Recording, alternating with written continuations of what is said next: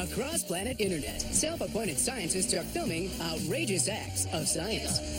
These internet heroes are doing bizarre experiments, making extraordinary inventions, and creating amazing scientific stunts.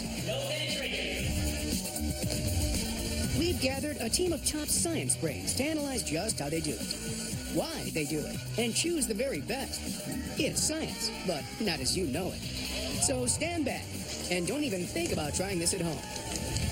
We mean that. In this show, we'll be counting down the internet's top 20 backyard scientists. Those plucky pioneers who see science in any household object. You gotta grab all that stuff from around your house, around your shop, and you need to make something that's not only spectacular, but also a whole lot of fun. You just need a touch of genius and some old stuff you found in the shed. I'm looking for homemade scientists who aren't afraid to get their hands dirty. Well, now we know what it takes to be a backyard scientist. Let's begin with number 20.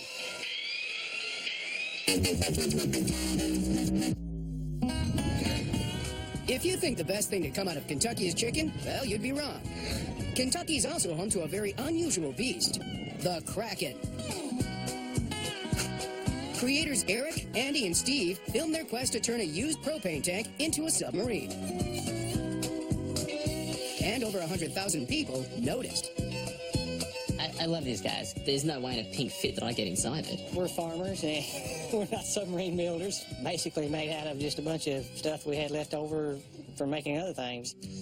Propane tanks are great at holding pressurized gas, but how can they also be used to build a submarine? The biggest problem with a submarine is the pressure from the water, and propane tanks are built with exactly that in mind. They're there to withstand pressure. Admittedly, they're meant to contain pressure pushing out, and a submarine has to stop pressure pushing in, but it's exactly the same structure. This cylindrical shape, the circular cross-section, is perfect. What it does is it evenly spreads the force out. There's no weak points, and because of that, it can withstand a lot of pressure. So they've created a perfect hull from backyard parts. But what else does it take to get to the bottom of a lake? Back here we have the ballast tanks, what we fill with air or water to ascend or descend. When you fill it with water, the submarine is now more dense than the surrounding water, so it's going to sink down. When you want to rise back up, you fill it with air, and now the submarine is lighter and is going to rise back up. But to enjoy the underwater vistas, they needed portholes.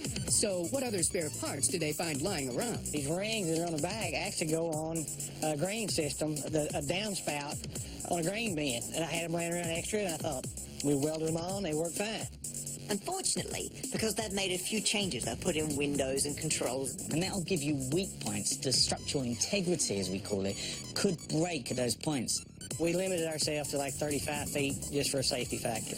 Just going 10 meters down, which is 33 foot, that means the pressure on the hull would be twice the atmospheric pressure. Even though that doesn't sound that impressive, it really is. These guys actually built one and got in it and went underwater and survived. I'm impressed.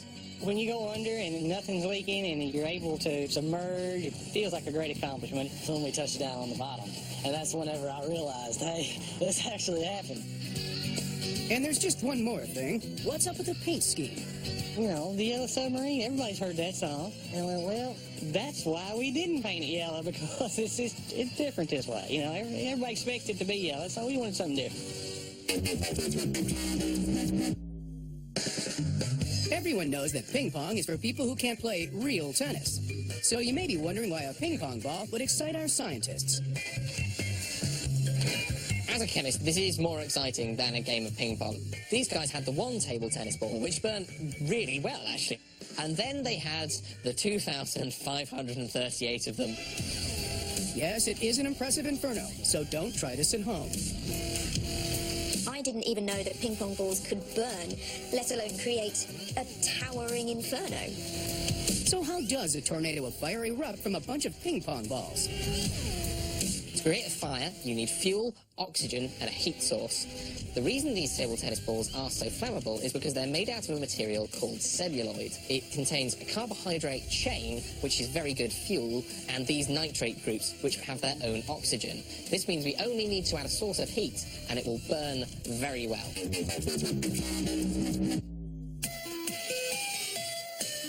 This is Neaska. A cat whose owner was so impressed with his jumping skills that he placed cameras around his apartment to record and share the leaps. This is what the internet was made for. Cat videos! His first attempt registers an impressive 5 feet. There's a little suspense there. But he gets a little more jumpy. The mouse is then raised to 5.5 feet. I'm sort of speechless. He jumps, he shoots, he scores! This is some sort of Kanga cat or something. Because I had no idea cats could jump just that high. Olympic high jumpers can only dream of flying like this. So how does a cat do it? Everything about the way that the cat is designed, its anatomy and its physiology, are ideal for giving it this great height when it jumps. In addition to that, it has fantastic technique. The crouch is all 4 limbs flat on the ground. In the heel off, it lifts up its front paws, it stretches its torso upwards, and it has a lot of vertical momentum. And finally, in a lift off, it uses its back legs to power itself upwards into the air. In the wild, a cat has to be able to jump very fast in order to catch something that's in front of it. But if you turn that cat 90 degrees and point it toward the ceiling, suddenly the cat can jump very high. So, to put this into perspective, this cat has jumped 9 times its own height.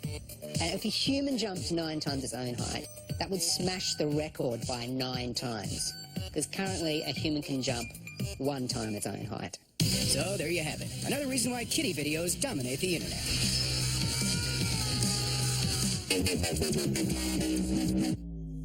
Science calls this the bivalve mollusk, but the rest of us, we just call it lunch. Either way, over 50,000 people sampled the clip online. After the Wetmore spent a day digging for clams, something fishy happened when they brought them home.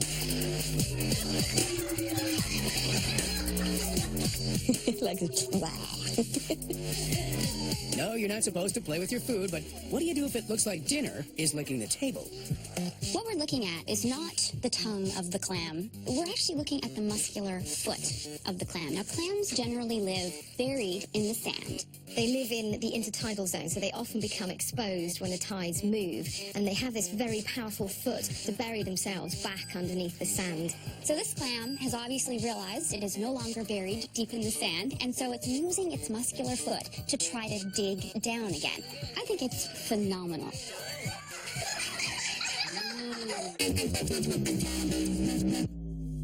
This is the definition of a banging tune. Builders love a bit of industrial machinery to get the job done. But if you're a builder in Thailand, sometimes it takes a little help from your friends. I love that tune. Tuku-tuku-tuku-tuku-tuku. I was really quite surprised at just how quickly they managed to get this pile driven into the ground. So how can these 6 ingenious builders drive a concrete pole 10 feet into the ground? It's a bit like hammering a nail. You can't just push it once and expect it to go in. You need to hit it repeatedly with a force. And the way they're doing that is using what physicists call constructive interference. Every one of these people is creating a downward force on the beam. But if all of them are out of sync, the net force will cancel out each other. But if all of them jump and land at the same time, all their pressure gets applied at the same point, creating constructive interference, creating a lot more pressure, allowing the beam to go down. The guy playing the tambourine plays a crucial role because he's keeping a beat for all the men to jump in unison. Well, there is no I in team, but there is in constructive interference. So remember to bring a tambourine if you want credit. So far, our backyard scientists have performed under pressure, maximized momentum, and found force and formation. But coming up, we take homemade heroics to a whole new level. All this and more on Outrageous Acts of Science.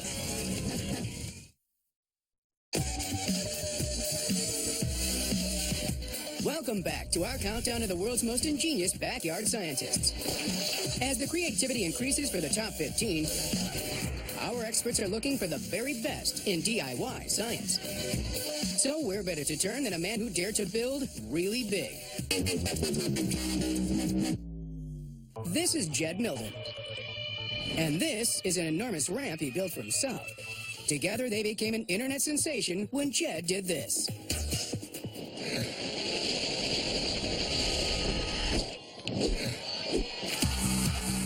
Along with 10 million viewers online, you've just witnessed the first triple BMX backflip. Not once, not twice, 3 times. A jump so difficult to land, it was thought to be impossible. So how on earth did Jed manage to pull off this astonishing stunt? Facility like this one comes from a lot of hard work and just friends coming together and getting a shovel and some wheelbarrows. Yeah, this is just a passion. Jed was able to come up with this notion that with this 6-story high ramp, he can pull this off. His speed is determined by the height of the ramp. When he gets to the bottom, that speed will propel him into the air. It's a very simple calculation of projectile motion. We know the center of mass is going to execute a trajectory. 70 kilometers an hour on a BMX bike is just the most unreal feeling. At 40 miles per hour, Jed's got the speed. But how can he be sure that he executes the triple backflip? Basically, when Jed's airborne, he's controlling his rate of angular momentum. And so what Jed has to do is he has to squeeze his body into as small a space as possible, because if he's elongated, he'll spin more slowly. If he's more compact, he'll spin more quickly. And then he can control how fast he rotates by tucking in or leaning back. The final part is nailing the landing. So what he must do now is he has to stop rotating. So Jed must extend his body now and stop rotating. And the reason we open out is because we have no shocks on our bikes. So the shocks are in our knees and elbows and shoulders and ankles. So if I was locked in that position, I would have just got bucked off and not been ready for it. That landing deserves a gold medal in and of itself because he lands absolutely perfectly. It's just amazing. So much euphoria, it's given me drive to want to go further. At number 14, it's Matt Meelan, a Texan who can throw playing cards into a wall. Basically, I will be throwing them at this giant sheet of aluminum insulation. This would be so cool to be able to just walk into a place and then, boom, you look cool. So while Matt may be the king of cards, our experts can deal out some science. The key here is Matthew's skill at getting it to spin fast enough. When these cards hit, they have to come in perfectly straight. If they're on an angle, they're just going to bounce off. And to keep them straight, that's why he spins them. You get what's called the gyroscopic effect. 4 out of the 6 I just threw stuck. I was a little off on my aim on those 2 that didn't stick, so they were trying to hit it at a weird angle and it didn't really work as well. As it's spinning, it's got a lot of angular momentum. And if it tilts off the axis it's spinning around, it's a change to that angular momentum. And that's the thing about momentum, it doesn't like to change. And so that effectively keeps it orientated the same way. But how can an ordinary playing card pierce aluminum insulation? All the force behind the card will impact on one tiny area. And so all that pressure on the one point is enough to break through it. Matt's gyroscopic skills with a pack of cards earns him a place as one of our backyard scientists. And doing it backwards just makes him look cooler, doesn't it? Don't stick? It sure did. These guys are proof that you don't need a super expensive lab. You can still be a rocket scientist in your backyard. Launching into number 13, it's George Katz and Son in a video that's out of this world. Yes, these homemade heroes from down under have been making awesome rockets for 7 years. Boom! Man, it just went off. Amazing. But this baby isn't powered by rocket fuel. Our backyard scientist is using something a bit more familiar. So a normal rocket uses hot gases. When they go out at the bottom of the rocket goes the opposite way. But George uses water. So he has the tank filled with water, and then he releases this really high pressurized air into the tank, and the air wants to take up all the space, so it's going to squeeze out the water. And why is this then going faster than if just air was flowing out? Well, that's because water weighs 100 times more than air. That's how we can create this strong force upwards. So by using compressed air and water, an equal and opposing force launches the rocket. But how does George's spaceship keep climbing? To get higher into the atmosphere and into space, you need more fuel. But fuel then weighs more, so you need to have more fuel to carry that fuel, and you end up in this vicious circle. George solves this problem by building a 2-stage rocket. And what that means is once he has gone through all the water in the first stage, he then dumps that off, gets rid of that dead mass. That way his second stage can operate more efficiently without carrying around all that dead mass. With George's 2-stage rocket, he boldly goes where no backyard scientist has been before. Maybe NASA should call up this guy and get some tips. Stick around for more backyard scientists on Outrageous Acts of Science.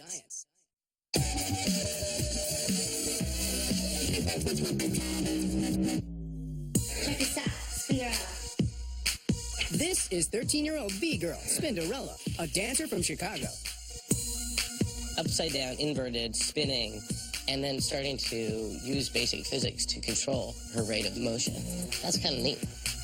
Well, she's got our head spinning, so let's hope the scientists are still thinking clearly. By spinning, she's giving herself a really big angular momentum.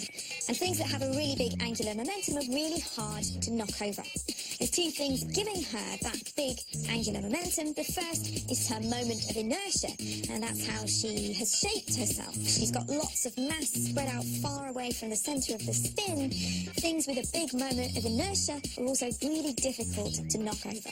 The second thing is her speed that she's spinning. The faster she spins, the harder it is to fall off.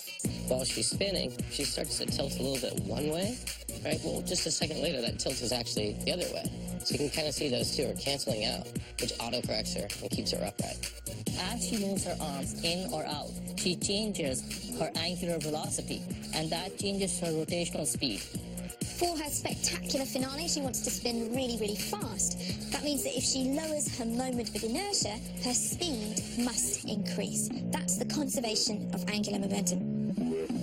Spectacular.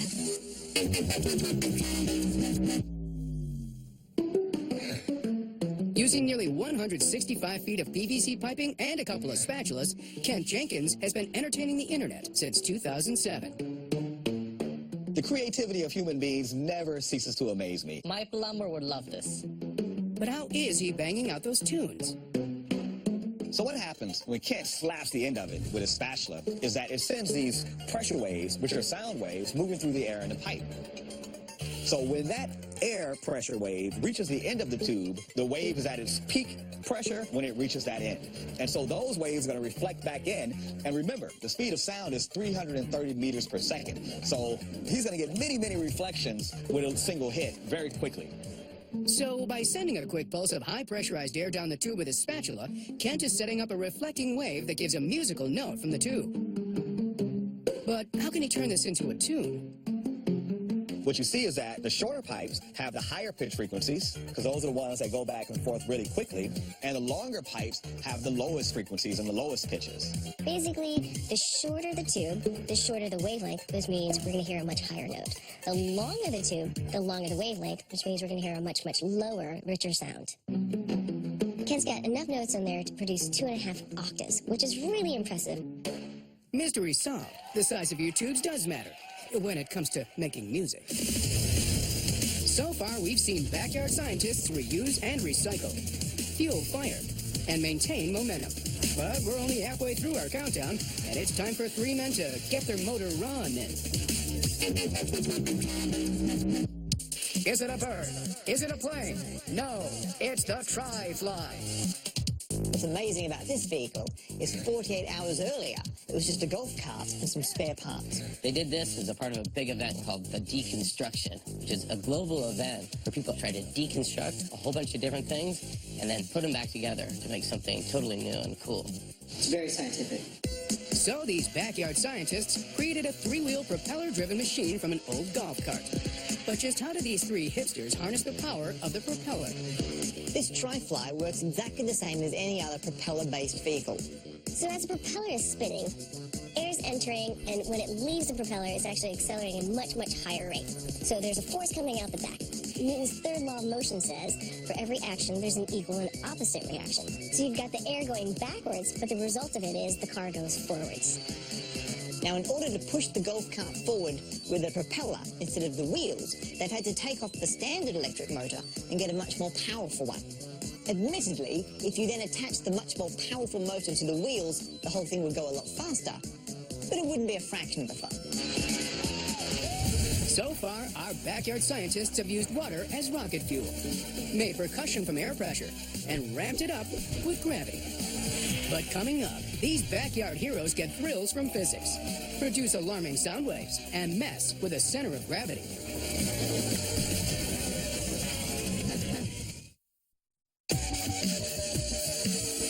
Welcome back to our countdown of backyard scientists. We've seen our homemade heroes ace gyroscopics, harness wind power, and set fire to celluloid. Next, we drive into number 9.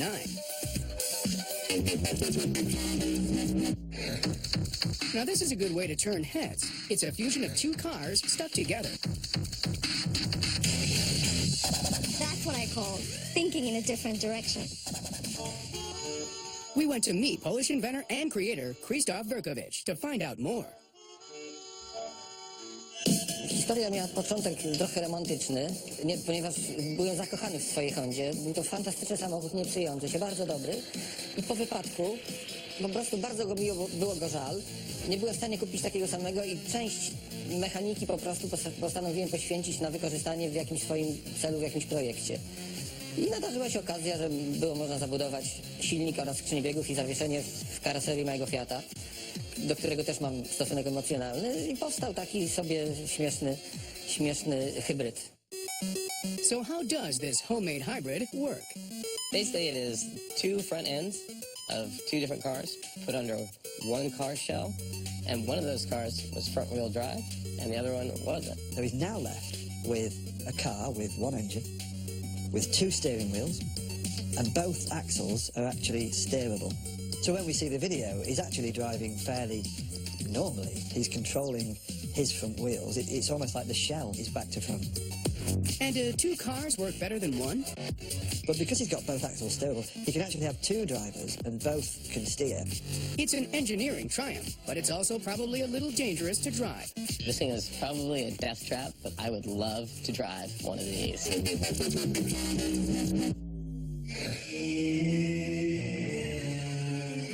Oh my God, you're in trouble.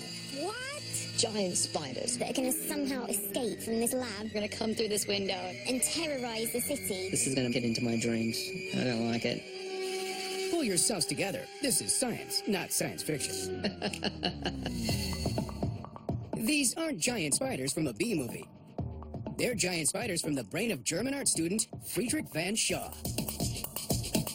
The simple explanation for what Frederick has done is he's made a tiny model of the building, he's put some normal-sized spiders in it, filmed it, and then projected that up very big on the main building.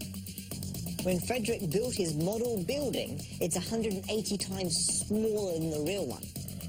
What he did is after he built the scale model, he then filmed the spider moving around from just one location. Once he had that footage, he then uploaded that to his computer and used a computer program to figure out how to reverse that image and then split it into 5 different projected images that would essentially wrap around the window. This meant instead of one projector hitting all of the walls, he could have them split into different sections, each one with brilliant detail. But how does he make these creepy spiders look so real? Ooh. So when it gets to the full-scale version, people have to stand in one location, and they have to stand in the same spot that he filmed for the small-scale version. But if you looked off to the side, then you'll be able to tell that they really aren't real physical spiders inside the building. You see the distortions that are caused by matching 2D to 3D. So next time you think you're seeing your worst fears, don't panic. Always look around the back and check for projectors. It looks like they're filming Attack of the 10-foot Spiders, which is 3.04 meters. I'd watch that. The loudest noisemaker that I've built yet, my new air raid siren. Meet Matthias Wendel. He's built an air raid siren out of plywood. It's pretty impressive that he was able to create something with such an intense noise. So how does this cacophonous Canadian create such awesome levels of noise? What he's made is a fan which is sucking air in one bit and blowing it out the other. Now, what he's cleverly done is rather than the fan be able to spit out all the air evenly, he's blocked it off using wooden blocks. That means the air can only escape intermittently. By breaking up the airstream, he's created areas of high and low pressure. If you do that at the right frequency, they become audible sound waves. The reason why the air raid siren is so loud is because when it goes from air to air, the change in the pressure difference is so high that there's a lot of energy going through, which causes a very, very loud sound wave.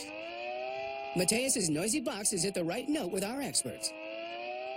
So what is it about that sound that makes it so alarming? By using these different amounts of blades and different sized gates or holes around it, you get 2 different tones. The air comes screaming out through these holes, producing sound waves. Perhaps his neighbours would rather that he started constructing some beautiful garden furniture rather than making things that make so much noise. After the break, more Backyard Scientists on Outrageous Acts of Science.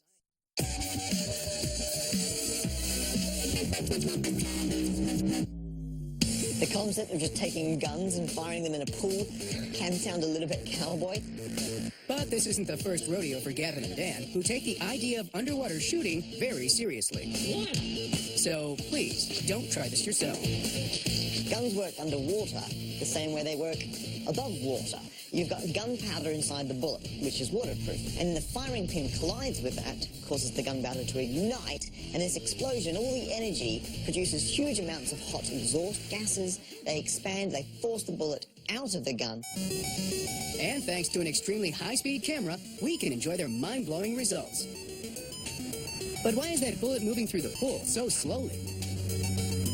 Underwater, they barely make 2 meters. It's about 6 feet. If you fire a bullet on land, there is hardly any air resistance to slow that bullet down, but in water, it's 800 times more dense than air. They're traveling 1,000th of the distance they normally would because there's so much resistance underwater. Well, that part we get, but what causes these bizarre bouncing bubbles? Even though the bullet's not going very far, it is still moving very fast when it comes out of the gun. As the bullet leaves the gun, you get an area of high pressure in front of the bullet, and at the back of the bullet, you get an area of low pressure, a vacuum, really. And in that partial vacuum, the water suddenly boils a tiny bit. It evaporates and creates a small cloud of gas.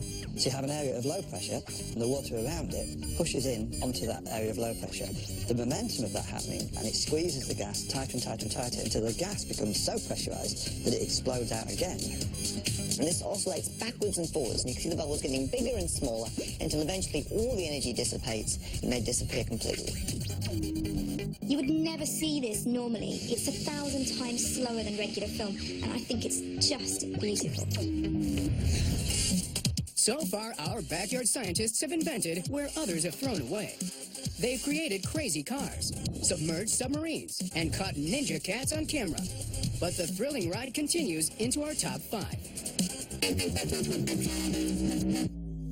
This is, I think, the coolest backyard experiment I've ever seen. So, have you ever heard the one about the man who loved roller coasters so much he built one in his own backyard? No? This isn't a joke.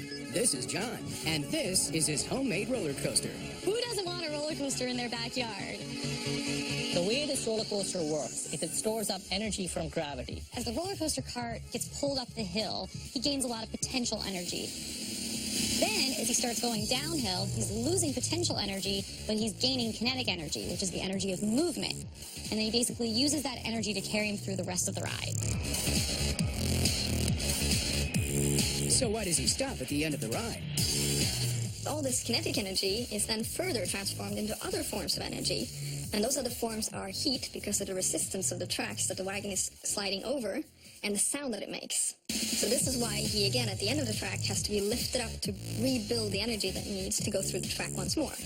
And you can't accuse John of just coasting. His design also includes a full loop.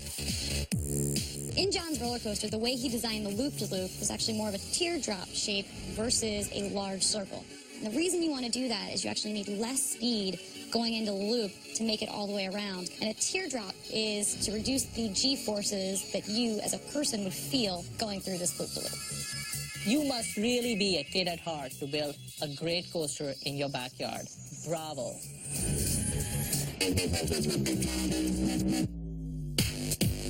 Meet Melissa Dowling, an office manager from Ybor City in Florida.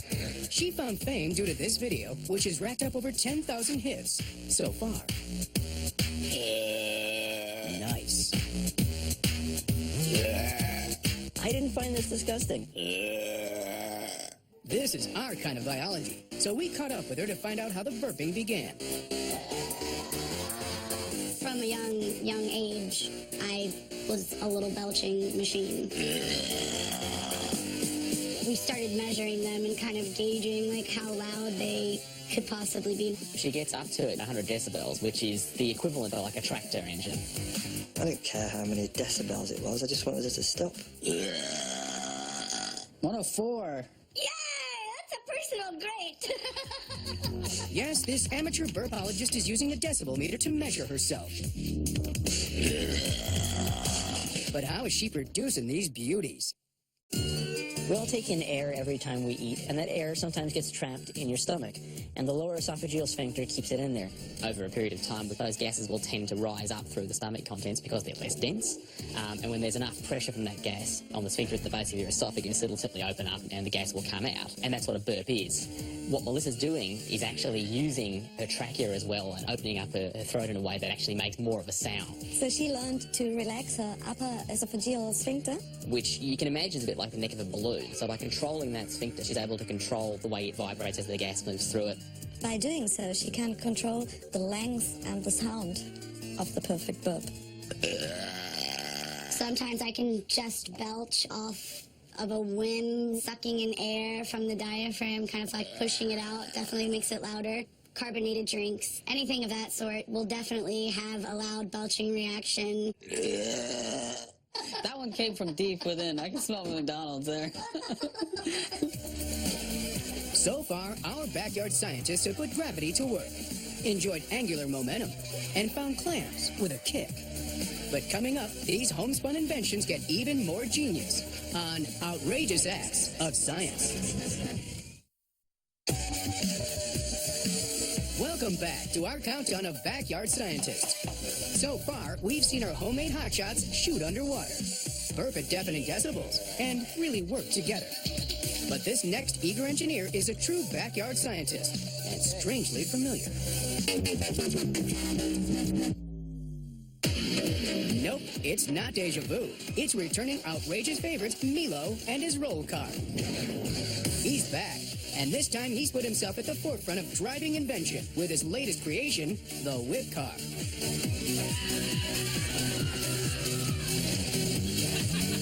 I'd love to ride Milo's whip car. So Milo, how does the whip car actually work? You see, the seats are above there, so all the weight is before the front axle. So when you're driving it and you hit the brake, the entire car will go like this, just like a giant seesaw. That's what it does. That does look fun, so let's dip into the science. When he drives forward, he picks up a bit of momentum. And then when he slams on the brakes, the front wheels act as a hinge. And then that inertia, that center of mass, which is now higher and more forward, wants to continue forward, which causes the whole vehicle to rotate. It's pretty genius. This is not a stable position because the center of gravity lies behind the car's front wheels. So after a couple of moments, the seat has to come back up and the car lands safely back on its wheels. This effect gets better the more people you have sitting in the car because the more people provide more weight, so it pushes the center of gravity more forward. Eventually, if you pile enough people there, the center of gravity would be so forward that all these people would just be on the ground and you just couldn't drive forward. Okay, Milo. Well, please drive carefully. We want to see many more videos from you.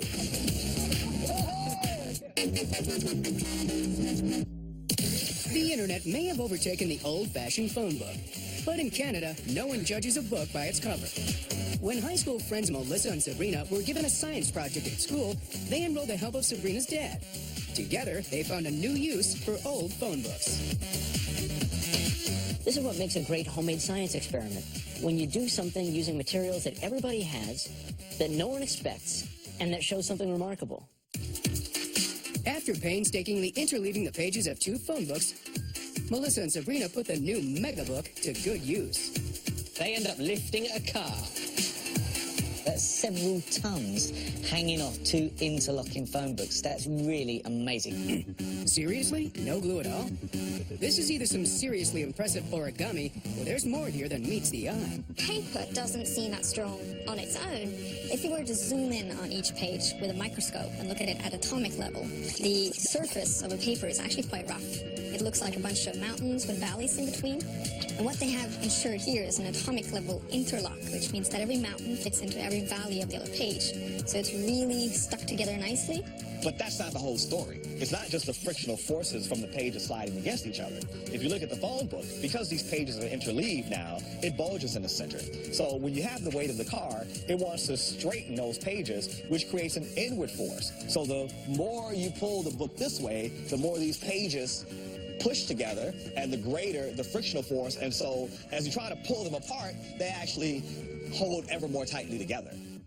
Appreciate your phone books right now, people. get out there and get some friction on.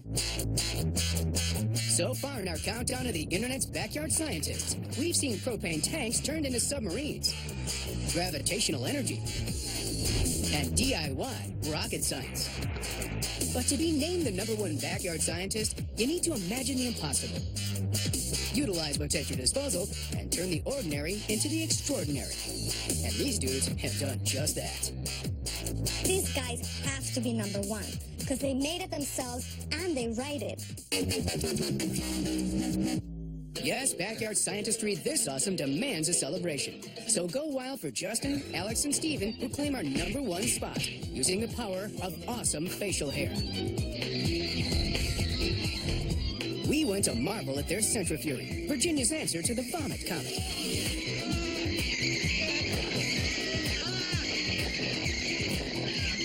This centrifugal-powered game of chicken is based on stamina and the ability to last longer than your opponent, all while being spun. Sweet. Let's see it in its full glory. What they're going to do is they're going to play the game, and they're going to hold down the 2 buttons, which act as a dead man switch. Unless both of them are held down, the game won't start. The first person to let go for either nausea or they just can't handle the stress, they're the ones to lose. It was for a national build competition. We were kind of trying to compete against other teams that could make the most intense game. And we rushed to the steel store, picked up some steel, picked up some old golf cart parts, and so we made this device in 72 hours. It's powered by the motor controller, and it speeds up to a faster pace as they hold on longer and longer. Eventually, it tops out at 5.2 Gs. So this grown-up merry-go-round is a game designed to make its riders very dizzy. But what actually happens when you go for a spin? So the players have a velocity of about 24 kilometers an hour, which is about 15 miles an hour. Now, this may not sound like a great deal of speed, but actually it produces a really large force on their bodies. And the reason is the force is proportional to 1 divided by the radius, and that's the distance from the center of the disc out to where the player is. Now, if that radius is very large, the force you're going to feel is very small. Here, though, the distance from the center of the disc out to where the player is quite small. This means the force in their bodies is going to be really large.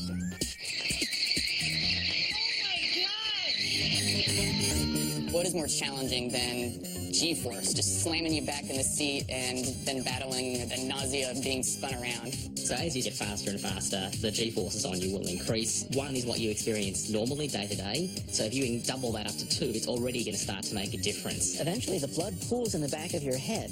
And so a lot of things happen then. Your eyes can't see as well. You lose your visual acuity.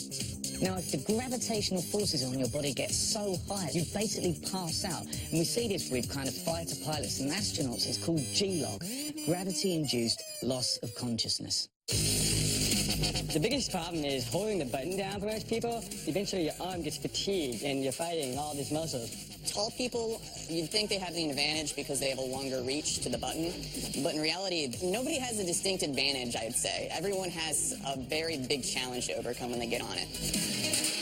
We don't usually spend more than one or 2 minutes riding it. Yeah, I think the most impressive time that we had on it was about 2.5 minutes. I wouldn't even attempt that myself. It makes you sick. One thing that's interesting about this machine is the person that throws up and their competitor are the safest people from the vomit. Everybody else standing around the machine is the one that gets sprayed. The Centrifury is not likely to actually harm anybody because you're playing in the realm of 4 or 5 Gs. And an untrained person can withstand 12 Gs briefly without having any adverse effects. People are saying it's a crazy machine, they want to ride it, and they want to throw up on it.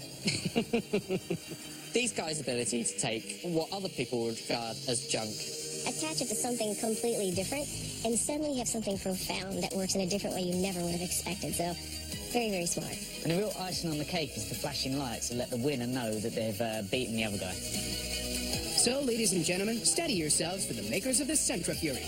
These ultimate backyard scientists have made real treasure from another man's trash, seeing potential where others only saw problems, and created something wholly awesome. Thanks for making our hood #1. So, while we enjoy some additional reviews of the Centrifury, we're spinning out of here. Until next time on Outrageous Acts. of science.